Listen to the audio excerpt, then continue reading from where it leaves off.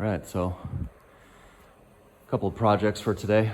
Doing some work on my own Samurai, and then I got this Yamaha YXZ. Gonna pull this beadlock wheel apart, and it's leaking, so I gotta pull apart and fix it.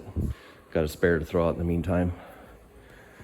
But what I'm doing on the Samurai is, in an effort to try to lose some weight, I built a new drag link. So this is the original one that's been on it. I mean, not original, but it's the one I built a couple years ago. It's 1.5 inch OD 1/4 inch wall DOM. I built it pretty heavy, just knowing it was going to be hitting rocks and getting beat on pretty hard for King of the Hammers. And I'm going to hang on to it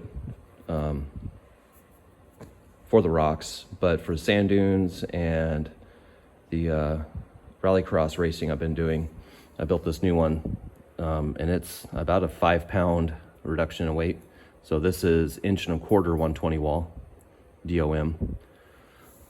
I've had a couple of people ask about the joint. Was kind of odd looking. From the front, you would see this open tube and the end of a bolt. So in my tie rod, I have this uniball inset, so it's centered. The center of the ball is center of the tubing, so that as the drag link pushes back and forth on this, it doesn't try to spin this.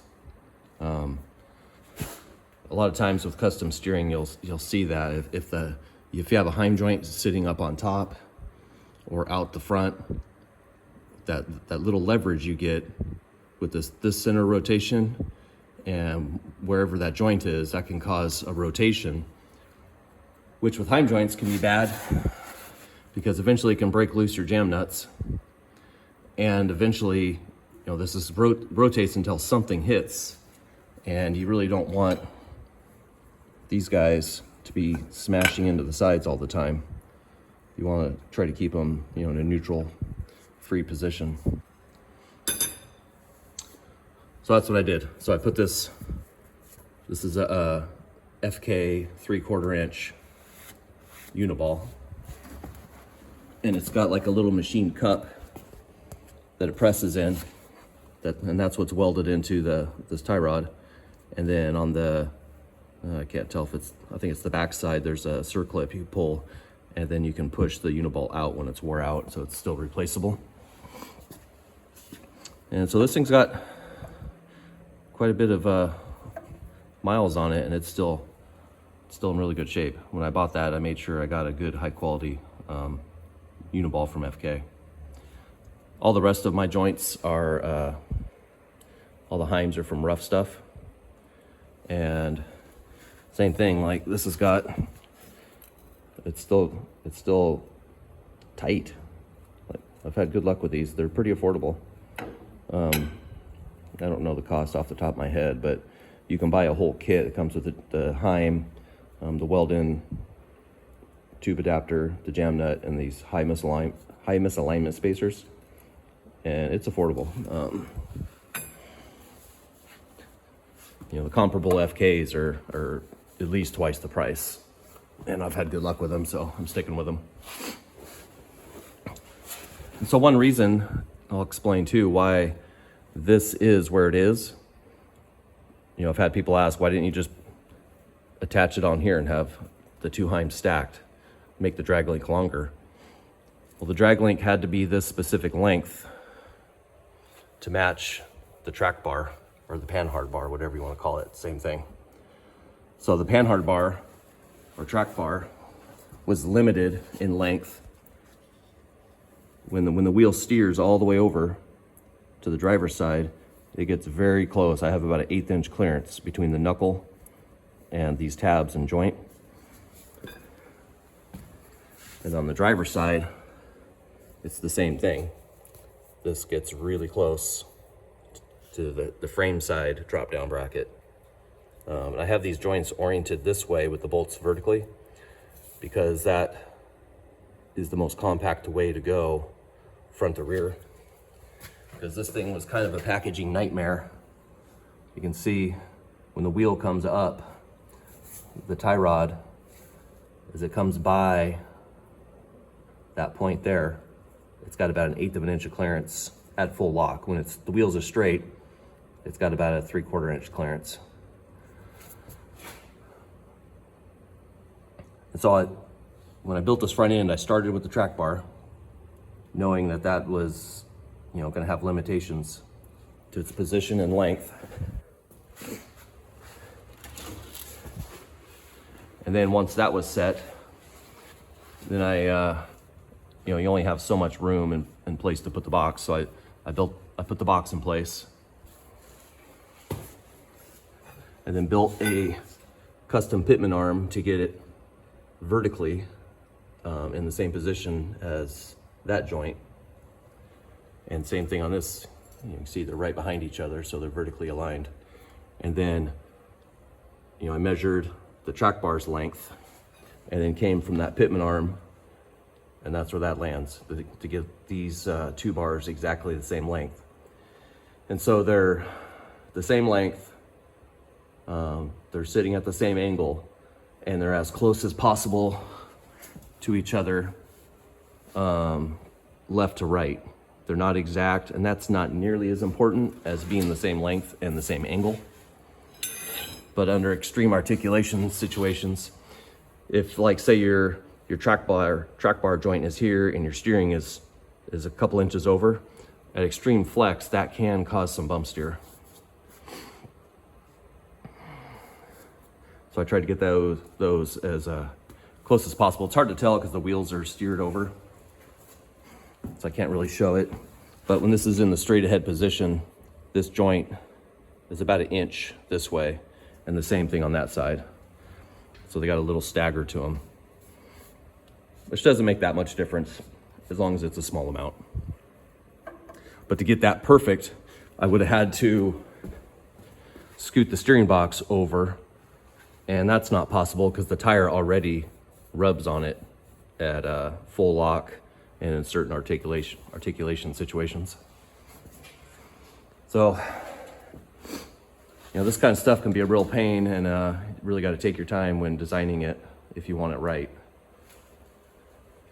And another thing I did is, it's pretty hard to tell, but I wanted the drag link and the track bar or panhard bar as close to level as possible at ride height. And in doing that, through my full range of travel, which is just under 14 inches, the axle only moves side to side 11/16 of an inch, which, this is a 3/4 inch. So just about that much is all the axle moves side to side. So at high speeds, hitting bumps and weird whoops and bumps on one side or the other, the steering wheel doesn't jerk around in your hands, and the thing just goes straight, which is awesome. Really what I was shooting for with such a short wheelbase. If the front end's dancing all over and got bump steer and craziness like this, it'd be hard to control at high speeds. So I spent a lot of time mapping all this stuff out and making sure I got it all to fit. And a big part of that, to get it all to work, is I literally had to build my own steering knuckles. You can see I've showed them a little bit in a different video, but they're totally fabricated out of plate. And the reason for that is I had to get the length from here to the kingpins. I had to bring that out to get space for the track bar, to get the track bar to fit between the tie rod and the face of the differential cover. So I had to lengthen this. And that brought a bunch of challenges too, because so that length is a certain length, and it's got steering stops, so you got to figure out how far this actually travels. And then when I built the pitman arm, I had to make sure the box traveled that far, and actually just a hair farther, so they're not bottoming out the guts of the steering box. So these projects can be kind of a hair puller sometimes. You know, and this is a Toyota truck steering box out of like a 86 to 94 Toyota pickup, 4-wheel drive. And so when you're starting with a bunch of different parts that weren't meant to belong together, it's kind of hard knowing where to even start. Like I said, with this, I started with the track bar, and then that showed me that the steering arms were too short and that the tie rod would crash into it. So then I built the new knuckles to get that clearance right. And then I went to the steering box and I figured the length of the pitman arm, and then that determined, you know, the front to rear placement of the box on the frame.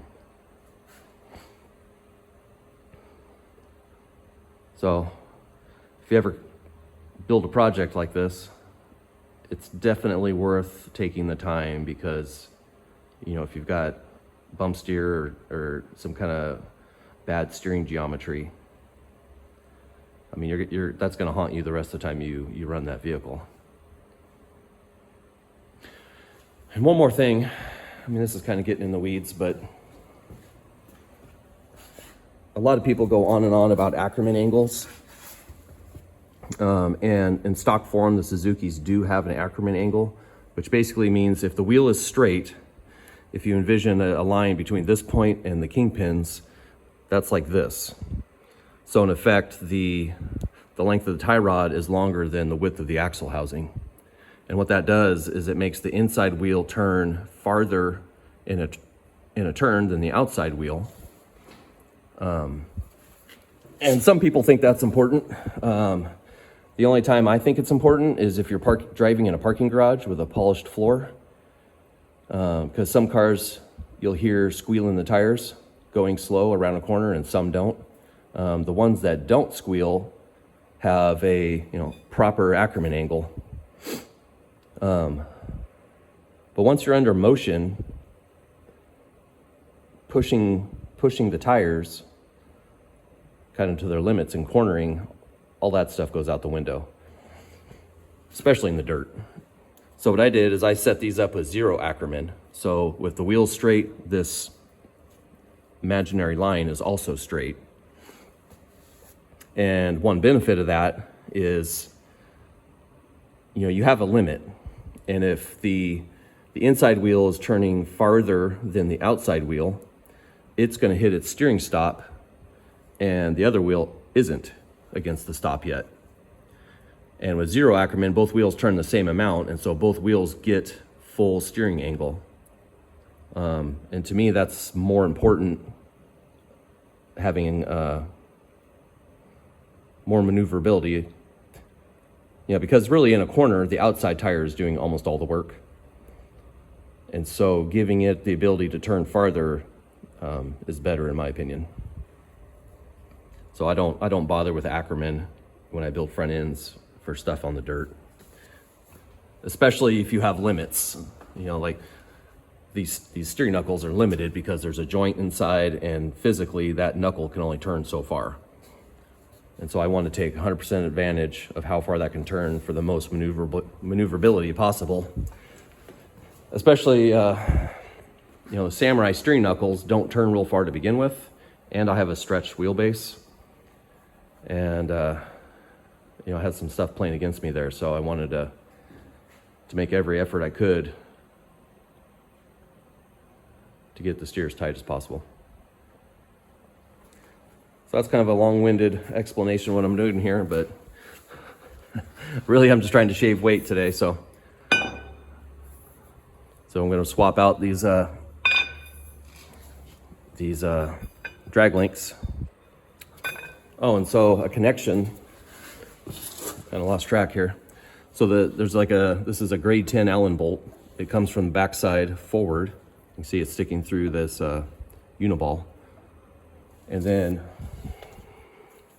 so I basically took another piece of the tubing, because I needed that same inside diameter, welded it 90 degrees to it, and then inserted another Heim joint tube adapter into that. And so that screws onto there, and that's what gives me the connection. So it gets the full length of threads. This bolt actually stuck through a little bit, but it gets about 1 3/4 worth of threads engaged. And so far it's held up good. I've literally never tightened this or even checked it, which is kind of dumb, but when I just broke it loose, it was still torqued. Because there's really no mechanical locking on this. There's not room for, even a lock washer or anything. It wouldn't work. So it's just 100% reliant on the Loctite, which isn't the smartest thing, but that's really the only thing I could come up with. One thing I might do one day is maybe take the bolt and saw a couple grooves in the end to make it kind of like a castle nut, and then through this tube I could put a cotter pin. But I felt like that's something I would try if it gave me issues, and so far it hasn't.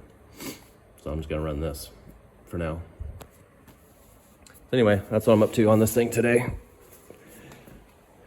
I'm waiting on I found an intercooler that's gonna fit. It's gonna tuck in. I gotta do a little plumbing change with my power steering lines, but it'll tuck in right here. I wanna make sure I had all the parts on hand before I start tearing this apart to put the turbo on it. So I'm waiting on an intercooler and a blow-off valve. And then I'm gonna pull I have another engine. I gotta do some checking on it, make sure it's solid, but I'm probably gonna pull this motor out and put this kind of standby engine I have in it. Just in case I have issues with the turbo. I'd rather scatter that engine than this engine. This engine I've got a lot of money in. And it's been a solid engine. It's had the crap run out of it basically every day of its life that's been run. Yeah, so that's the plan. I'm shooting so right now, this is January, I'm shooting to have the turbo set up, all done and tuned by May at the latest. Yeah, because I got some trips planned, and the rally cross or hoopty cross stuff starts up in June, I believe. So I got to get this thing all dialed in, ready to go.